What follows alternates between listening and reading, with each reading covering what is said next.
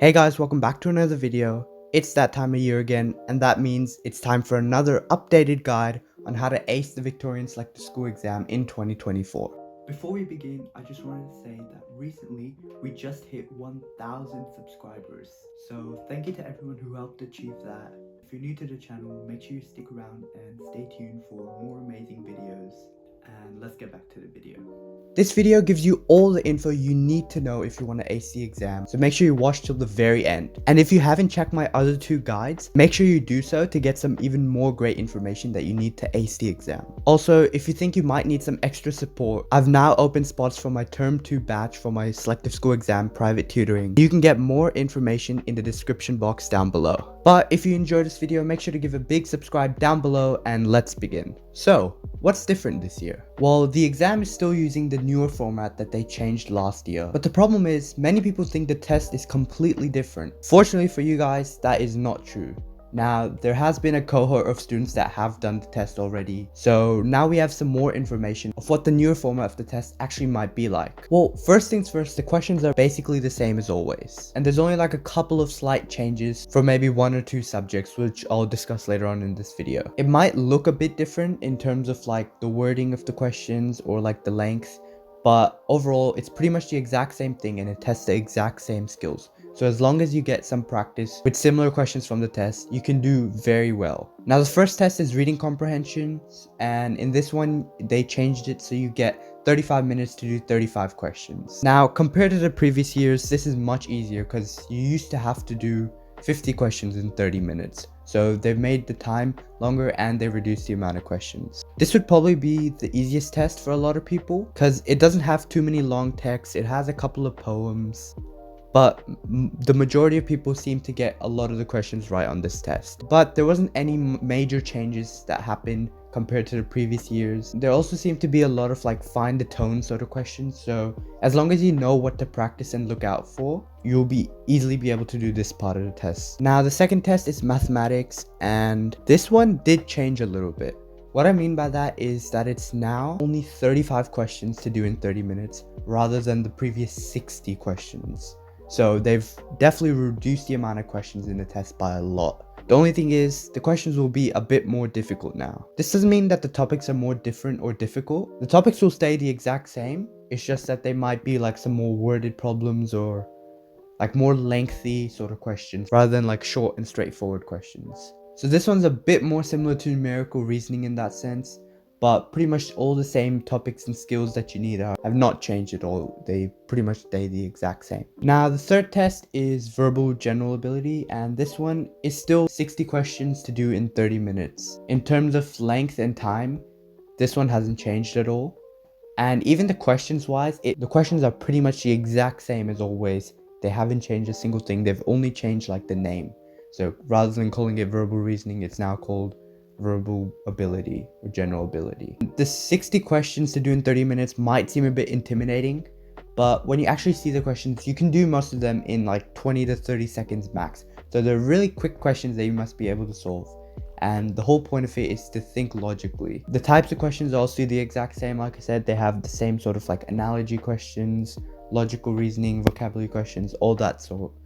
And they haven't changed any of that at all, especially if you go look at the official practice questions that they sent out. I guess the main struggle in this one for most students is the vocabulary, so the only way to actually get better at that is to get as much practice as you can. Now the last test is quantitative ability. Now this used to be called numerical reasoning, but they decided to change the name. Similar to verbal ability, this one hasn't really changed at all either. It's still the exact same sort of pattern questions and worded problems that you used to get in numerical reasoning, so there's nothing to worry about in the changes for this test as well. But this is the test that most students find the hardest out of the four because one, you have to do 50 questions in 30 minutes, and on top of that, the questions are actually a bit time consuming because they're all like difficult patterns that you need to solve and work out. You need to figure out which one goes where, and the worded problems can also be a bit lengthy, so this is the one where students struggle the most and find the hardest. So again, like all the other topics, the best way to get better at this is get as much practice with like numerical reasoning questions as you can. It doesn't matter if it's numerical reasoning or the new format, which is like quantitative ability, it's still the exact same thing, so just get practice on like your worded problems and like patterns and stuff like that. Now on to writing. Now writing's a bit different because now you have to do 2 writing pieces instead of 1. And to make it even more difficult, the 2 writing pieces you have to do within 40 minutes. So that's about 20 minutes each. So you'll get like a persuasive and a creative piece that you have to write.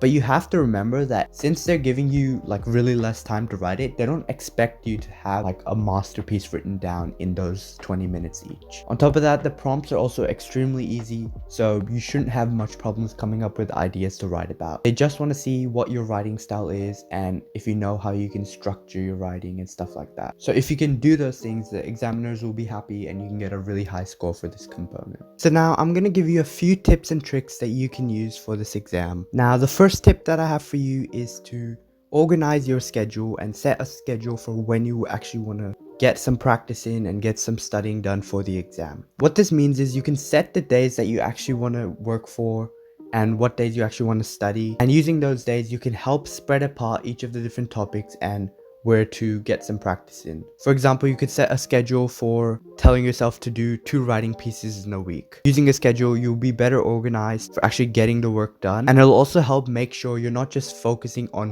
one specific component of the test, you're going through everything. So when you set this study schedule for your selective exam practice, it'll really be helpful so you can actually dive deep into the things that you need to improve on and help you do some effective studying instead of you being confused all the time on what you should actually be doing. Now the second tip is having a deep understanding of everything on the test.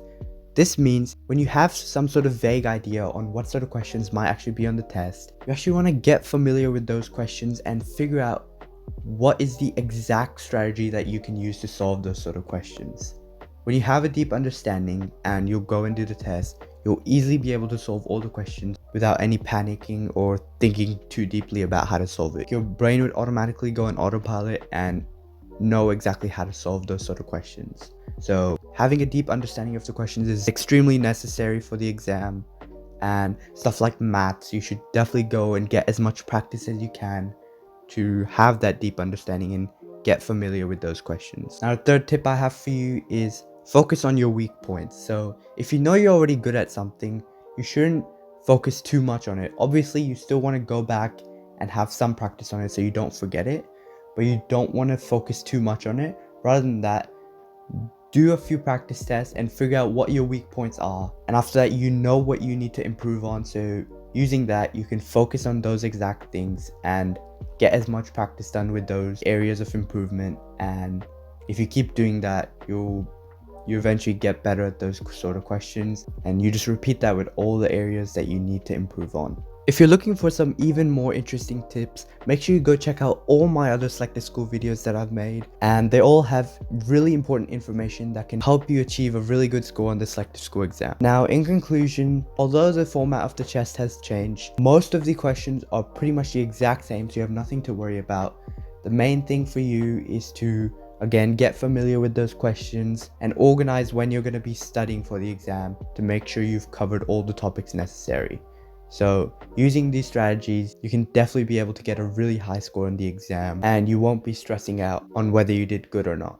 Now, that's pretty much it for today. So like I said at the beginning, if you're interested in some selective school exam tutoring, make sure you check out the description down below. Make sure you give a big thumbs up down below and subscribe, and I'll see you in the next one.